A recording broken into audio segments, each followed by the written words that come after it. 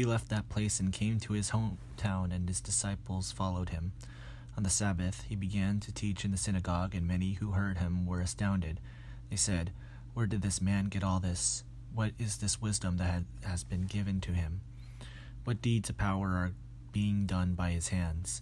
Is not this the carpenter, the son of Mary and brother of James and Jose and Judas and Simon? And are not his sisters here with us?" And they took offenses at him. Then Jesus said to them, "Prophets are not without honor, except in their hometown and among their own kin, and in their own house." And he could not do no deed of power there, except that he laid his hands on a few sick people and cured them. And he was amazed at their unbelief.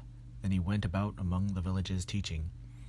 He called the 12 and began to send them out 2 by 2, and gave them authority over the unclean spirits. He ordered them to take nothing for their journey except a staff, no bread, no bag, no money in their belts, but to wear sandals and not to put on 2 tunics. He said to them, "Wherever you enter a house, stay there until you leave the place. If any place will not welcome you and they refuse to hear you as you leave, shake off the dust that is on your feet as a testimony against them." So they went out and proclaimed that all should repent. They cast out many demons and anointed with oil many who were sick and cured them. King Herod heard of it, for Jesus' name had become known. Some were saying, "John the Baptizer has been raised from the dead, and for this reason these powers are at work in him." But others said, "It is Elijah." And others said, "It is a prophet like one of the prophets of old."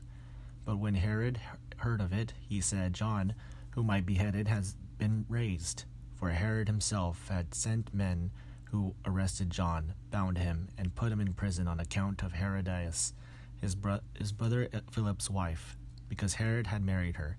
For John had been telling Herod, "It is not lawful for you to have your brother's wife."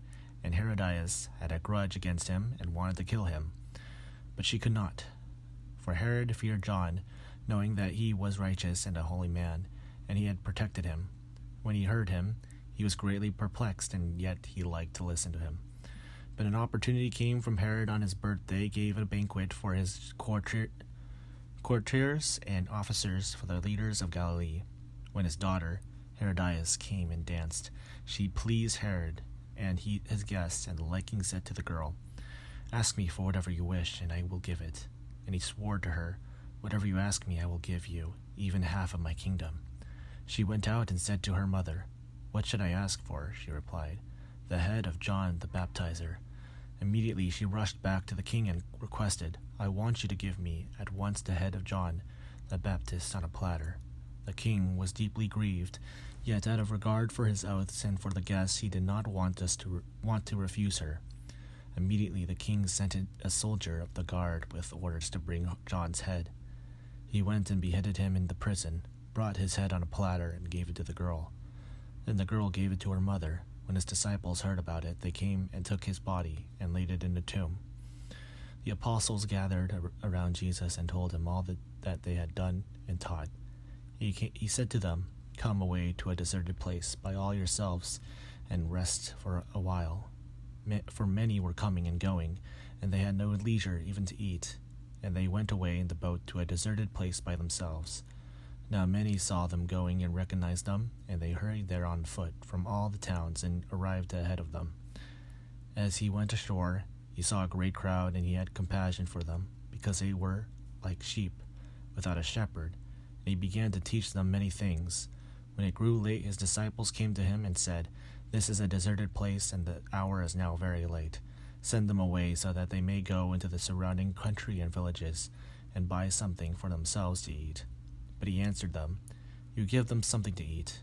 They said to him, Are we to go and buy 200 denarii worth of bread and give it them to eat?" And he said to them, "How many loaves have you? Go and see." When they had found out, they said, 5 and 2 fish. Then he ordered them to get all the people to sit down in groups under the green grass. So they sat down in groups of hundreds and of 50s. Take the 5 loaves and the 2 fish. He looked up to heaven and blessed and broke the loaves and gave them to his disciples to set before the people. And he divided the 2 fish among them all, and all ate and were filled. and they took up 12 baskets full of broken pieces and of the fish. Those who had eaten the loaves numbered 5,000 men. Immediately he made his disciples get into the boat and go on ahead to the other side, to Bethsaida, while he dismissed the crowd. After saying farewell to them, he went up on the mountain to pray.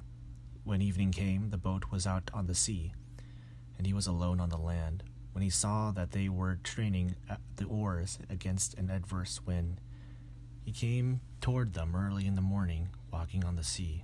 He intended to pass them by, but when they saw him walking on the sea, they thought it was a ghost and cried out, for they all saw him and were terrified. But he immediately spoke to them and said, "Take heart, it is I, do not be afraid."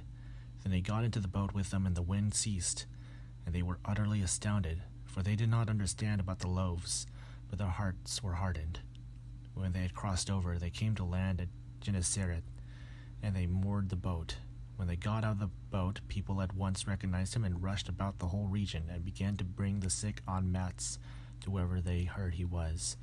And wherever he went, into villages or cities or farms, they laid the sick in the marketplace and begged him that they might touch even the fringe of his cloak, and all who touched it were healed.